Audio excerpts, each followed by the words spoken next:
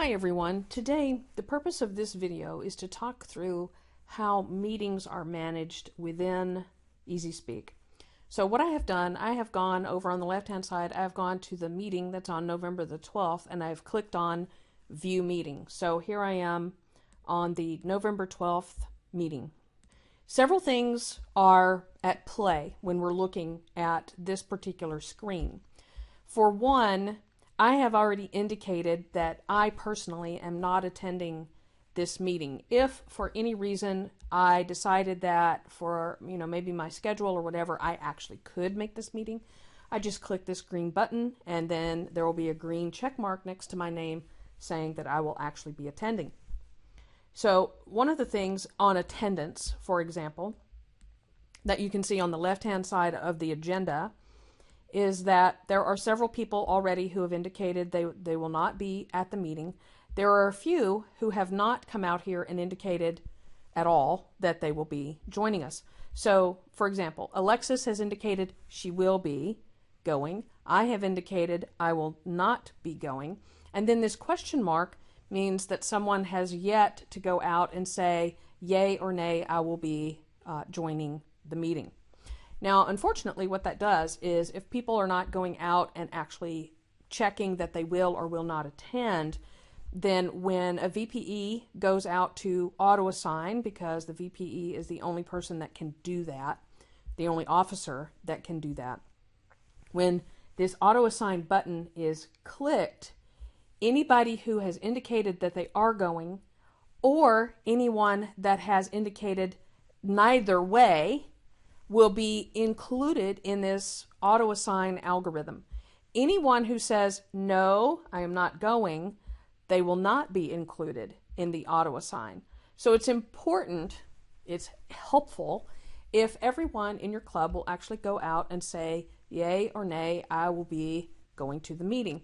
And it's good for the club to be able to determine what is the day that everybody should have this done by. Maybe as a club you can agree that by Wednesday afternoon at a certain time everyone should have gone out. They should indicate whether or not they're going to go or not.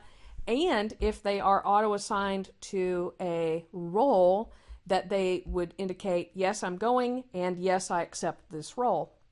So as you can see, for our meeting on the 12th, we have some people who've indicated, yes, I'm going, and yes, I take the role, and when that we have a few that have not yet done so. Here, the Toastmaster is the meeting manager. So on any given day, we have set up, at least for us in EasySpeak, we have said the Toastmaster is the meeting manager for the particular meeting. So Alexis would have the ability to do anything in here that any officer would be able to do. And so she can assign people to roles, she can email the club, she can do all kinds of stuff from this screen. So normally the Toastmaster and the VPE are the ones that are watching for what's happening in the meeting, if people are signing up for their roles, etc. Now, any officer, any club member can take a look, and I encourage everybody to stay on top of whether or not roles are being filled and things like that, so that you're all engaged and you're all working this meeting. But primarily, the responsibility lies with the Toastmaster and the VPE. All right, now,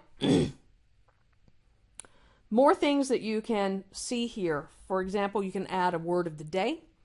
And the word of the day will come from the grammarian. And the meeting theme is usually determined by the Toastmaster. And the Toastmaster and the grammarian should at least chat, maybe over email or over the phone or something like that, about what is the meeting theme and what would be the word of the day. And then next, you actually have the ability here to edit things about this meeting. So here you have your Redmond Toasters. This is our particular club name. This is a Toastmaster meeting. This is the date, etc., etc.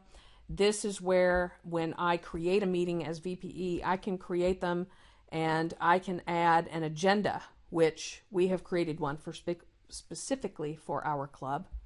And here's the meeting manager, because Alexis has indicated that she will be Toastmaster. Now down here, you could actually add some pieces of information that would actually show up on your agenda if you so chose to use it. So I'm going to show you what this looks like. We as a club have a YouTube channel. I've already copied the URL, so I'm going to paste it in here. And let's see, I'm going to center this on the page and I'm going to go down to the bottom and submit. Oh, and before I submit, you can see you could delete this event. I've never done that. I have, the only time that I've really done that is sometimes I get into a role creating meetings, and I might create one that actually sits very near a holiday, and we decide as a club that we're not going to have a meeting that week. So this is how I would go out and delete it. So I'm going to submit this. I'm going to go back to view my event. All right. So you don't see anything really different here, except that here's the meeting text that I've added. This was not here before. Now, I can also take a look at the agenda. I can do some editing on the agenda. Let's say that we have one speaker and we're getting close to time. I could always take out other speakers if we know we're not going to have them. Or, you can actually move things around if you so chose to. You can see the up and down arrows over here. You can actually edit these to have some other information that's included with them.